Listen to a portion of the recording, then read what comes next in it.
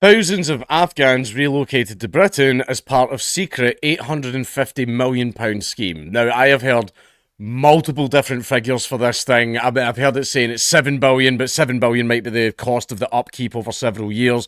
I've heard it's upfront 7 billion. I've heard 85 million. I've heard 850. I don't know what the figure is, but whatever way, it's a lot of money that's coming out the taxpayer's pocket where they have to fund the demise of their own nation. But anyway, a super injunction preventing the reporting of a data leak has now been lifted. So basically, this was known. The government knew about it, the police knew about it, the press knew about it, but they weren't allowed to talk about it. I wonder why. Thousands of Afghans are being relocated to the UK as part of a secret £850 million scheme set up after a personal data leak on who supported British forces. Send Miles in. Send Lord Miles in. He'll have a chat with him, by the way. By the way, a lot of you would be terrified at how much sway he has over the Taliban. They listen to him.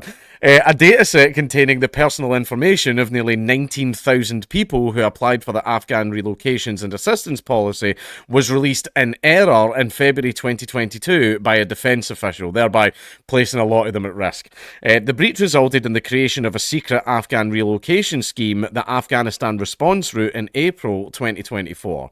GB News can now report the leak after an unprecedented super injunction was lifted by judges at the High Court. Speaking in the Commons, Defence Secretary John Healey said that the relocation has cost the taxpayer £400 million and called the leak a serious departmental error. This is the thing I don't get. Why does the government bend over backwards when it's because we don't want to do evil things. Alright, you're the fucking government. But still, we don't want to do evil things and we don't want to cause harm to people. But however, when it involves bringing shit tons of migrants over here, that's when they bend over backwards. But when it comes to things like grooming gangs or like organised gangs or any of those other things or human trafficking, then they don't care. That's the part I don't get. Why was so much money and like so much bending over backwards and secrecy and super injunctions done for this, but not for the very, very severe, serious problems that we have at home? Was because solving the very, very severe, serious problems we have at home doesn't get us unlimited Turkish groomers, right? That's why. And I mean that in both senses. But anyway, the scheme is understood to have cost around £400 million so far, with a projected cost once completed of around £850 million. However, millions more is expected to be paid in legal costs and compensation, as well as housing, hotels, universal credit, blah, blah, blah. It's going to be very, very, very expensive. The Ministry of Defence, MOD, only became aware of the breach over a year after the release, when excerpts of the dataset were anonymously posted onto a Facebook group in August 2023. Details on the dataset included the names and contact details of the Arab applicants and names of their family members. Oh dear. Arab was responsible for relocating Afghan nationals who had worked for or with the UK government and were therefore at risk of reprisals once the Taliban returned to power in Kabul in 2021. And a little bit of that has happened, right? Oh, by the way, do you know what America done? America literally went, fuck them. See all the guys that were working as interpreters and informers and guides and all this other stuff for the Americans? When America pulled out, America just literally just went, fuck them. Did nothing to help any of them. They even had a bunch of their passports and stuff like that left in the American embassy, which the Taliban just went in and took and found. Right, there was so much stuff left behind. America did just go fuck them.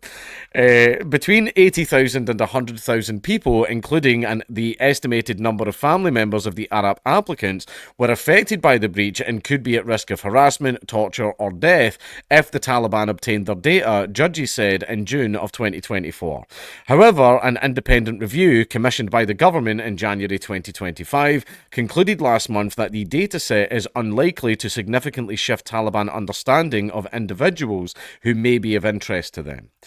Around 4,500 people, made up of 900 Arab applicants and approximately 3,600 family members, have been brought to the UK or are in transit so far through the Afghanistan response route.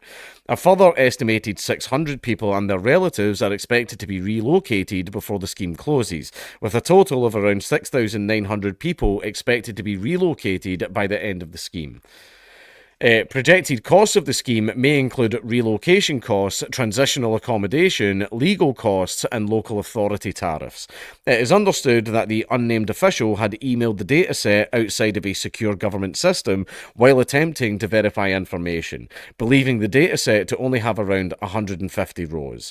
However, there were more than 33,000 rows of information which were inadvertently sent.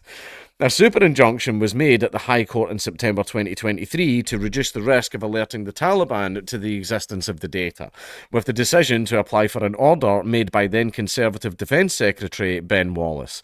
The Information Commissioner's Office and Metropolitan Police were also informed.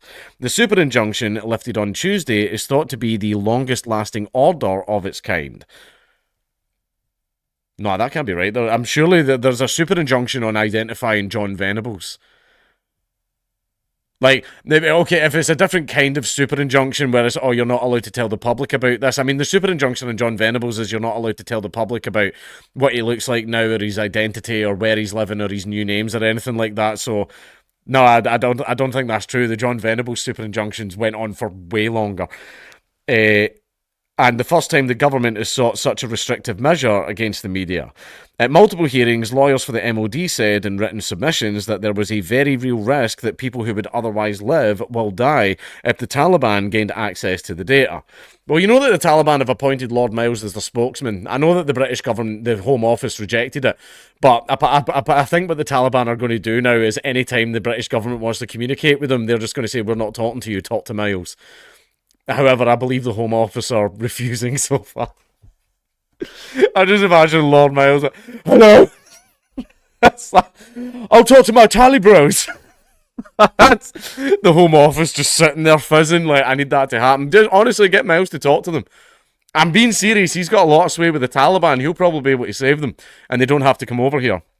But anyway, also if they do come over here, Lord Miles will rat them out to the Taliban bros.